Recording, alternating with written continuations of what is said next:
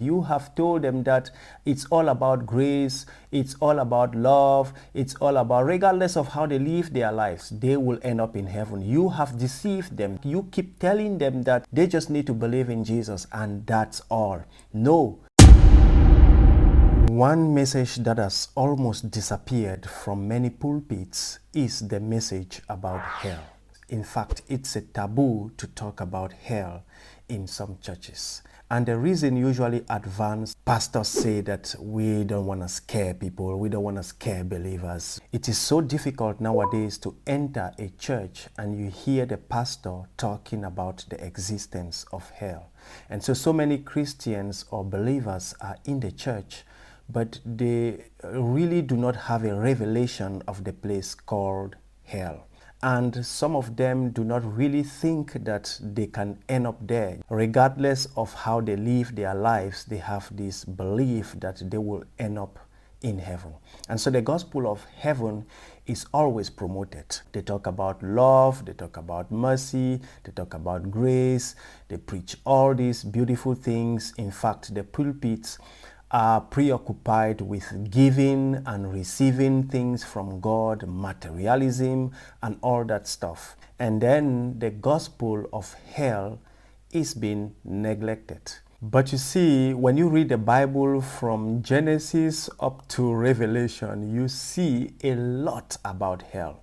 In fact, Jesus Christ in his ministry talked a lot about hell. He spent so much time talking about hell and how we need to avoid that place. Nowadays, we are not talking about how to avoid that place. If you read the letters of Paul, you will see Paul warning Christians about so many things that believers shouldn't engage in to prevent them from ending in hell. And because we don't talk about hell, many people don't fear God. They have transformed God into this money-giving machine that satisfies the desires of their heart. They have no form of fear for God. They live the way they want. They do what they want because they have not seen the other part of God. They do not understand God's wrath, and they do not understand the danger of getting caught in God's wrath. And the Bible says clearly that if there is someone you need to fear God.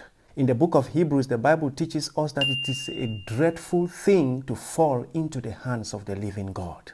People need to know that. People need to understand that. And because people do not understand that God is the lion and the lamb at the same time, they have not learned to understand his wrath, to understand that God has set a certain standard and he expects something from us. And so in many churches, you just hear this watering doctrine. Oh, just the grace of God will take you through, God is love. God is, no, God is also wrath.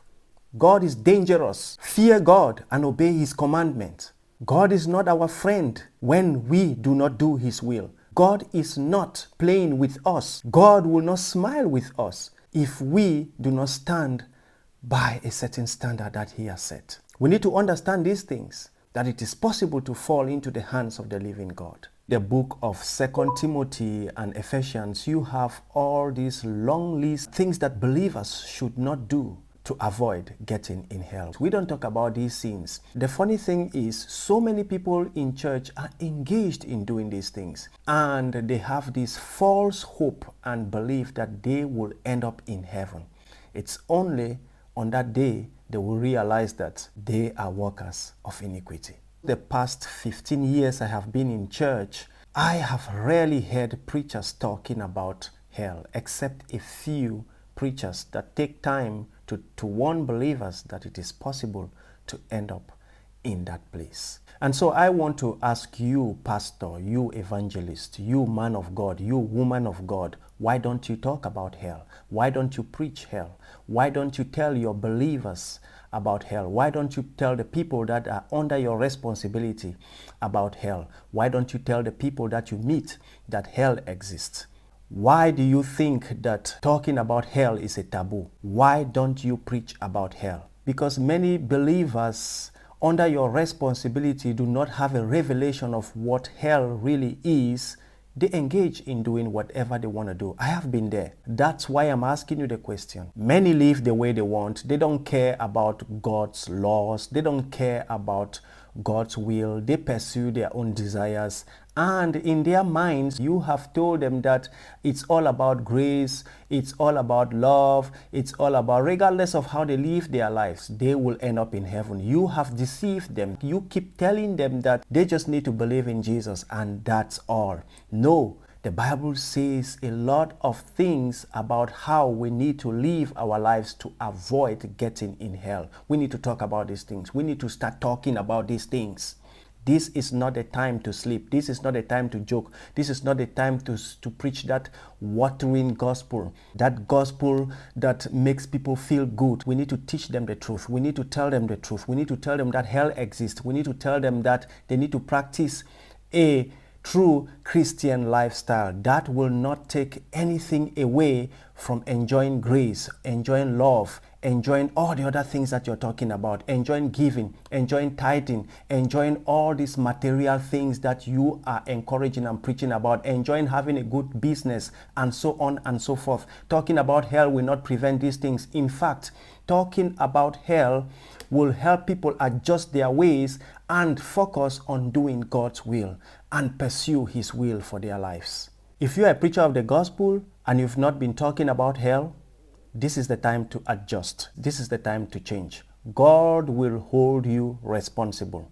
The people under your responsibility need to know about hell. They need to capture the revelation of what hell really is, not just about enjoying life here on earth. Therefore, stop preaching these watering doctrines that is taking so many people to hell. Teach them the fear of the Lord. This doesn't mean that we have to be afraid of God, but there is a certain fear that you generate when you truly understand who God is, when you truly understand the two sides of God, that God is a lion and a lamb at the same time. And I say this with humility. May the Lord bless you.